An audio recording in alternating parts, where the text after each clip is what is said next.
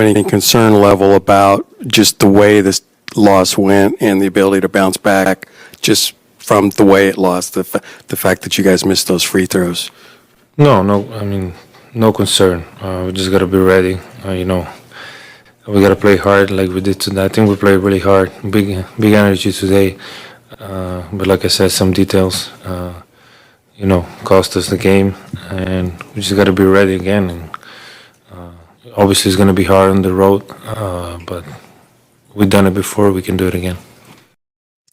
On today's show, the Mavericks suffer a brutal loss in Game 4 because they couldn't do the little things and their superstars came up small. This is Inside the Mavs.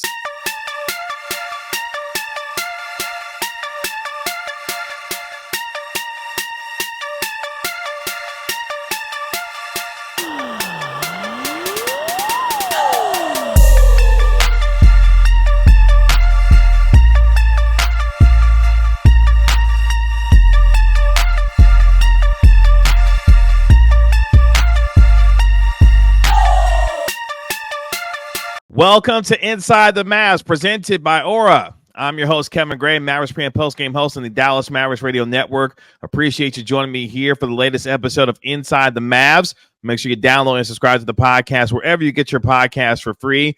Give it a 5-star rating and write a review for it while you're there. And if you're watching this on my YouTube channel, at Kevin Gray Sports, make sure you like and comment on the video. And you can also follow me on Twitter, at Kevin Gray Sports. The Mavericks and the Oklahoma City Thunder are tied at 2 games apiece after the Thunder find a way to get it done at the American Airlines Center on Monday night with a 100-96 win as Shai Gilgeous-Alexander goes for 34 points as he scored or assisted on 20 of the final 30 points for the Thunder down the stretch, and the Mavericks, who simply couldn't get it done at the free throw line, and their superstars in Luka Dončić and Kyrie Irving coming up extremely small, now see themselves in a best of 3 as they get ready to go back to Oklahoma City for game number 5 on Wednesday night as they look to take a 3-2 series lead with hopefully an opportunity to close out the Thunder in game 6 later on this week. But just a brutal loss for a Mavericks team who at one point had a 14-point lead, including a 7-point lead with 7 minutes to go in the fourth quarter. Simply could not hang on. And the biggest story out of game number 4 was the fact that the little things doomed them in the end, specifically from the free throw line, where the Mavericks were a negative 11 in the free throw line department as the Thunder in the game number 4 went 23 of 24 from the free throw line. Meanwhile, the Dallas Mavericks with 12 of 23 from the line. That, boys and girls, will not get it done in the NBA playoffs or really any NBA game in general and think you're going to win against a team as talented as the Thunder. And some of the numbers that we'll go through in the episode kind of is backwards given the fact that the Mavericks defensively, for the most part, played really well in game 4. You heard from Luka Dončić at the beginning of the show detailing the kind of energy and effort that the Mavericks put forward on the defensive end. But in the end, the details and specifically the execution of the most basic things when it comes to the game of basketball, the Mavericks simply couldn't do. In fact, when you look at some of the numbers from this game, before we get into specifics, if you had told me that the Mavericks were going to hold the Thunder, who were the number 1 3-point shooting team in the NBA percentage-wise, to 26% from downtown, going 7 of 27, and a team that was top 5 in the NBA in field goal percentage this season, and you would hold them to just 38% shooting, and you had a franchise record 13 blocks in the game, I would have told you you would have won that game if you were the Mavericks by 20 points. Except that didn't happen because you only got a combined 27 points from your superstars and Luka Dončić and Kyrie Irving. When you look at their numbers, they went a combined 10 of 31 from the field, and 27 points between the two of them simply won't get it done. We'll hear from PJ Washington a little bit later on in the show and whether or not he has any concern about Luka Dončić and Kyrie Irving's output and what that means for the rest of this series. But those are some of the numbers that give you an indication. The 34 points that Shai Gilgeous-Alexander had, the fact that the Mavericks were a negative 11 in the free throw department, but more importantly, beside the fact that you were able to hold them to 26% from three and 38% from overall from the field, you couldn't get shots to go yourself, especially in what was a terrible third quarter where you only scored, that's right, boys and girls, 15 points in that crucial third quarter. The Mavericks, when we look at their numbers in totality, they shot 40% from the field and 34% from downtown. They themselves had what was 4 guys in double figures. And here's what concerned me most about game 4. You were able to get another terrific game for the most part from P.J. Washington, who had another 21 points going 7 of 19 from the field. 5 of those field goals that he made were from the three-point line. But you also got a terrific game from Derrick Jones Jr., who had 17 points, was a +9, had 4 blocks in the game. His activity, especially in the first half and really into the first quarter, really helped set a tone for the Mavericks on both ends of the floor. And you were looking for a game like that from Derrick Jones Jr. to be able to help this team alongside with P.J. Washington be able to handle your business, especially knowing how well role players can play at home. So you got a good game from P.J. Washington again. You got a fantastic game from Derrick Jones Jr., but yet and still, it's your superstars right now, specifically with Luka and his inability to get anything going really offensively. And then Kyrie Irving, who, yes, in the game itself, when you look at his assist numbers, had 9 assists in the game. Luka Dončić had the quietest 18-point triple-double that you'll ever see. He had 18 points in the game to go along with his 10 assists and 12 rebounds. So I thought did a good job from a rebounding standpoint, especially on the defensive glass. But for the Mavericks to only get 27 points from Luka and Kyrie, and then when you had a chance in the fourth quarter, Luka Dončić to tie the game, you missed one of the 2 free throws, and it was pretty much over from there, and you couldn't win the free throw line game down the stretch. And we'll get to what that third and fourth quarter looked like from the Mavericks. But overall, if you're trying to win a game in a series against a team as talented as the Thunder, getting that little of offensive production from your superstars is not going to necessarily cut it. And for the Mavericks, they've got to get back to the drawing board, specifically when it comes to their execution on the most basic fundamentals of the game of knocking down free throws. And Jason Kidd saying it after the game. Luka Dončić also saying it after the game. It is simply unacceptable and it's inexcusable to be missing 11 out of 23 free throws when you know the importance of how tight the margins are, because against a team like Oklahoma City, the margin for error is extremely thin. And unfortunately, you made too many unforced errors in this game. When you think about the turnover that Tim Hardaway Jr. had down the stretch with about 1:17 left in the game, that's another example of the fact that when you know a team like Oklahoma City, who turns teams over more than any other club in the NBA, will take advantage of those opportunities like they did down the stretch in the fourth quarter. You can't give these games away, especially when you're not making shots and you know that you have to value every single possession. In fact, when you look at the turnover margin, the Dallas Mavericks had 14 turnovers and the Thunder scored 19 points off those turnovers. Again, this is something that we knew coming into this series, that the Thunder like to turn you over and will turn you over quite a bit and will take advantage of your mistakes. And unfortunately, the Mavericks made too many mistakes in game number 4 to give themselves an opportunity to win in a game that in a lot of ways they were ultimately controlling, but not able to finish it off in the end. More on game 4, specifically how things went down. And when you look at the second half where the Mavericks had a double-digit lead at halftime, but not able to hang on to it to be able to take a 3-1 series lead, and how the Thunder made a couple of changes themselves that helped them be able to get the win against the Mavericks. But before we get there, let's hear from today's sponsor of our video and our podcast, and let's hear from Aura. Today's video is brought to you by Aura. Do a Google search on your name and email address to see how much information comes up about you. I was devastated by the amount of information that I could be seeing searching my name and profile, and I knew then I needed to be protected for not just myself, but also for my family. Data brokers sell your information to scammers, spammers, and anyone else who may want to target you. Your full name, email, home address, health records, your relatives, it's all out there. That's why I've been using Aura, the sponsor of today's video. Aura shows me which data brokers are selling my information and automatically submits opt-out requests for me.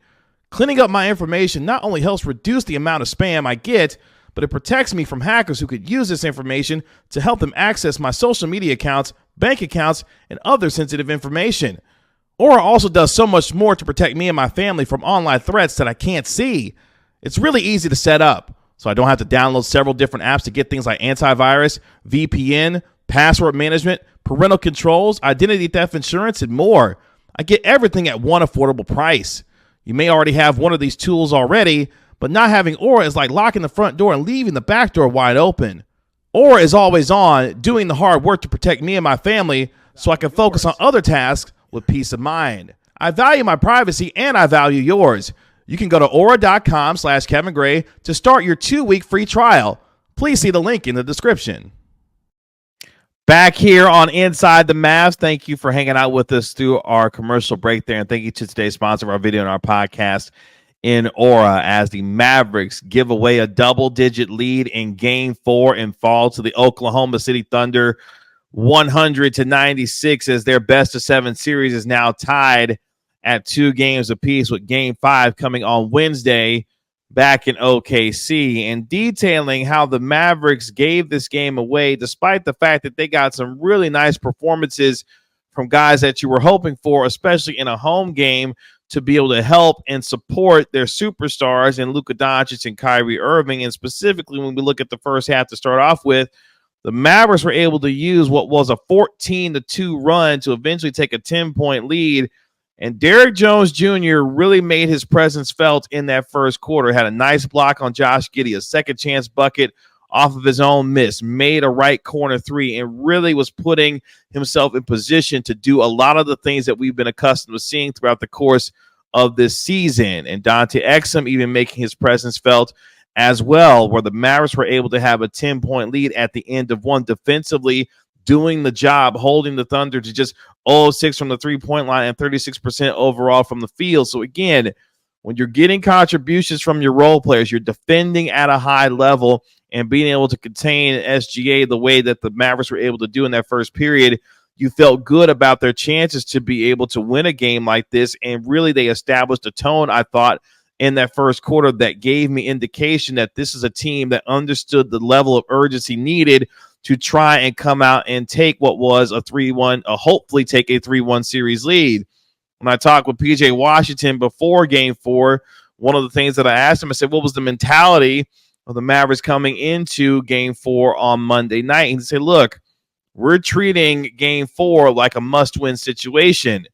Well, if it's a must-win situation, you know you've got to be able to execute down the stretch, and they simply didn't do that as the game went on. But defensively in that first quarter, they were great. Shot the ball well, shot 52% from the field and 45% from three. Luka and Derrick Jones Jr. each had 7 points apiece, and you saw how they were able to get after it, especially from the three-point line. Josh Green continuing what was a strong first quarter for him, knocking down a corner three as well. So we go on to the second quarter, obviously, when the Mavericks up by 10 at 30-20 to begin the period. The Thunder were able to cut the lead to 6 with just under 10 minutes left, but you fast forward, the Mavericks were able to maintaining their 7-point lead halfway through the second quarter, and then you were able to see them be able to, defensively handle their business. The Thunder went nearly 4 minutes without a field goal until Shai Gilgeous-Alexander got a basket with 4.5 minutes left in the first half, but the Mavericks led by 10, and, with 2 minutes left, P.J. Washington had knocked down another three-pointer. Again,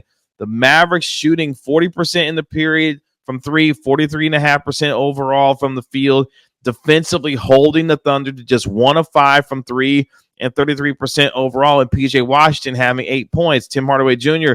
was able to get things started. He ended what was that 6-2 start for the Thunder by knocking down a three-pointer to get the lead back up to 9. P.J. Washington hitting another three to be able to have them up by 8 with just over 8 minutes left in the second quarter. Daniel Gafford getting the lob game and the vertical game going, because one of the things that we have seen so far in this series from the Thunder is that they're trying to pack the paint and trying to not allow the Mavericks to be able to have the vertical game when it comes to Daniel Gafford and Derek Lively. The Mavericks have been able to kind of shoot them out of that a little bit, obviously with the shooting of the PJ Washington and what he's been able to do from the three-point line.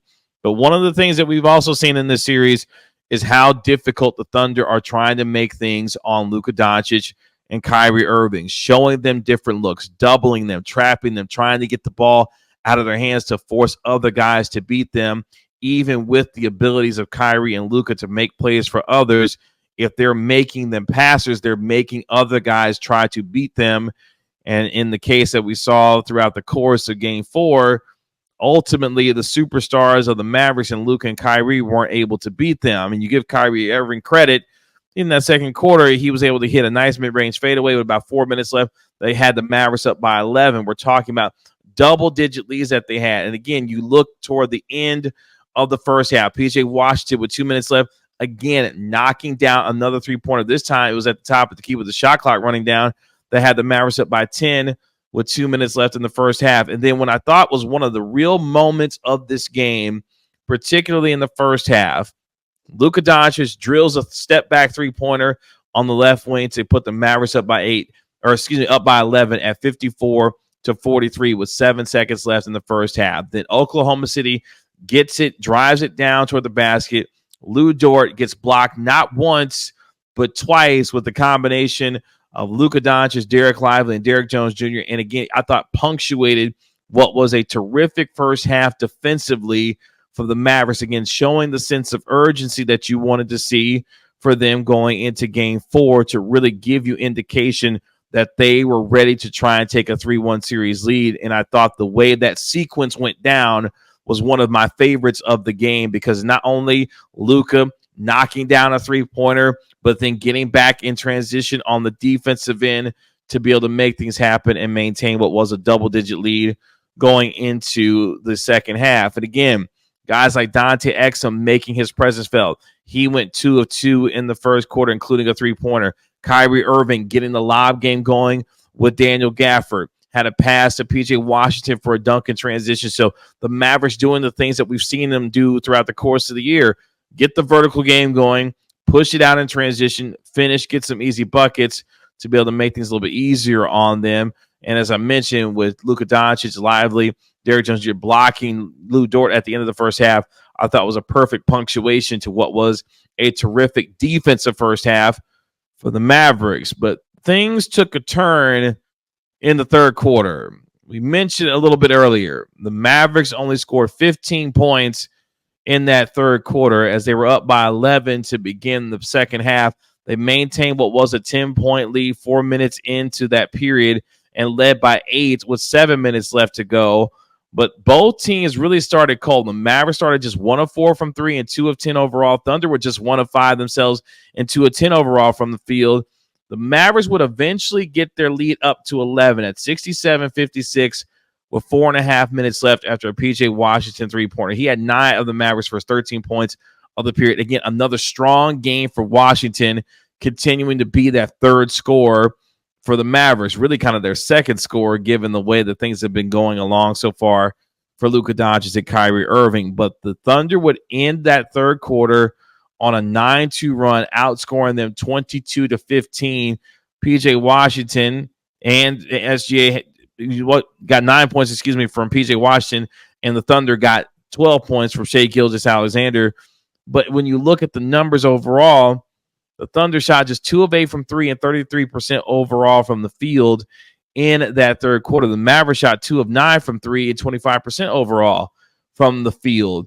So look, at the end of all of that, despite the fact that the Thunder closed the third quarter on a 9-2 run, the Mavericks still maintained what was a 4-point lead at 69-65. So even with the struggles that they had offensively, they were able to still come out of that third quarter with the lead. But you could feel the momentum start to change a little bit because the Thunder were starting to find some confidence. Shai Gilgeous-Alexander, who was constantly getting to his spots in Game 4, finding different ways to be able to make things happen, whether it be in the mid-range or getting to the cup, trying to find ways to get things going offensively for the Thunder. And one of the things that hasn't been talked about nearly as much so far in this series, and I think it should be, is the fact that Shai Gilgeous-Alexander, from a passing standpoint, has been terrific. In fact, when you look at game number 4, he had another 5 assists, and what he was able to do to go along with the 8 rebounds that he had. He's been doing everything for this offense. And I mentioned earlier, as the game went on, scored or assisted on 20 of the Thunder's final 30 points of the game, which gets us obviously to the fourth quarter, where the Mavericks, you look at the third quarter, didn't do a lot of scoring necessarily when it came to the 15 points that they had. But in the fourth quarter, the free throw woes of the Mavericks showed up once again. And throughout the course of the game, they were not taking advantage of opportunities where they were getting Lou Dort into foul trouble, getting abilities to find ways to get and one opportunities and not necessarily converting on them. And then in the fourth quarter, that's where things simply fell apart. Up by 4 to begin the fourth quarter. Mavericks outscoring the Thunder 11-7 in the first 4 minutes. They increased their lead up to 8. Eventually, Casey Wallace hits a three-pointer to cut it to 5 with 7.5 minutes left. But for the Mavericks, you saw what happened with 7 minutes to go. So the Thunder were down 82-75 with 7 minutes left. They used what will be a 14-4 run to eventually take an 89-86 lead, where the Mavericks went 3 minutes without a basket until Derek Lively had a dunk. Now the Mavericks were finally back down 94-91 after a Jalen Williams dunk. Then, of course, Tim Hardaway Jr. turned the ball over. That led to another Thunder bucket in transition that had him back up by 5 at 96-91. And then you saw what happened in the fourth quarter. The Mavericks simply could not make free throws down the stretch.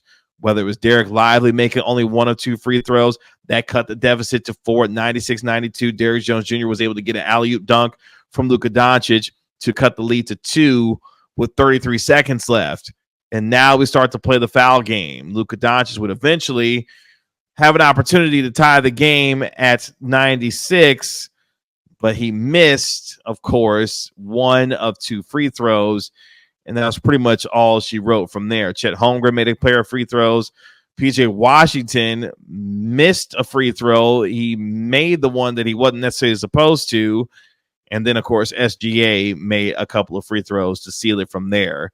But you saw the story of the game, their inability to not only knock down free throws, the amount of missed layups and dunks that we've seen so far in this series for the Mavericks has been alarming. But most importantly, your superstars did not come up big the way that they needed to. I want you to take a listen to PJ Washington here, who was asked about any concern about Luka Dončić and Kyrie Irving in terms of their scoring output and what that means for the rest of the series. Take a listen. What are you seeing overall from their games? And is there an expectation that you're still going to get more from these guys just because of who they are? Yeah, I mean, they're superstars. I mean, they're going to figure it out. I'm not worried about them at all. OKC's done a great job of just throwing different things at them, doubles, forcing them to take contested shots and just trying to make everything tough for them. But like I said, they're superstars and they'll figure it out. So I'm really not worried about them. We just got to do a better job, like I said, free throws and late game mishaps on our defensive end. We can't afford to do that. So no concern necessarily from PJ Washington, and nor should it be when it comes to Luka and Kyrie for the most part. But clearly, Luka Dončić is hampered with his ankle soreness and his knee sprain.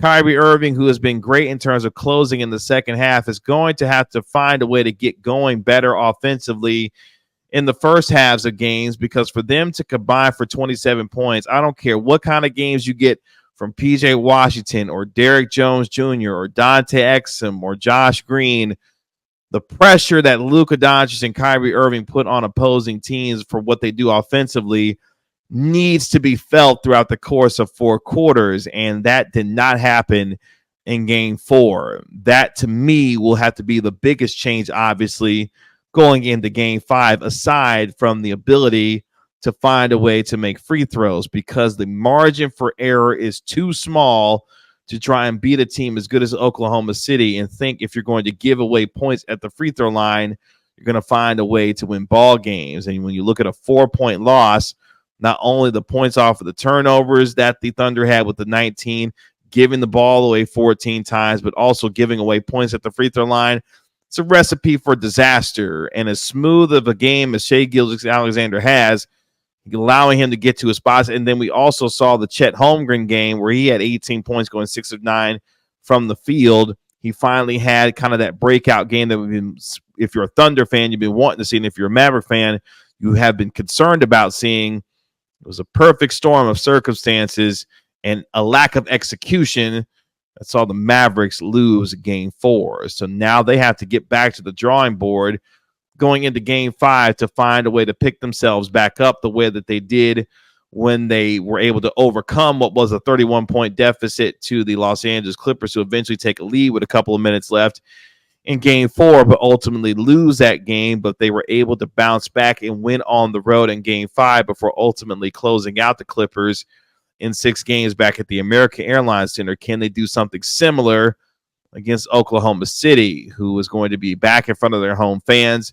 in a raucous crowd in OKC on Wednesday night after seeing their young Thunder team show some resiliency and poise and not allow themselves to get flustered and simply walk down the Mavericks, thanks to the fact that the Mavericks gave them the game when it comes to their inabilities to make free throws. And it's about cleaning up the little things for them, do the Mavericks going into game number 5. We will see how that plays out going forward as the Mavericks will get back on the practice floor on Tuesday. We'll hear from players and coaches on Tuesday when it comes to media availability and before they travel to Oklahoma City for game 5, as these games continue to come fast and furious as we move toward the end of the conference semifinal round.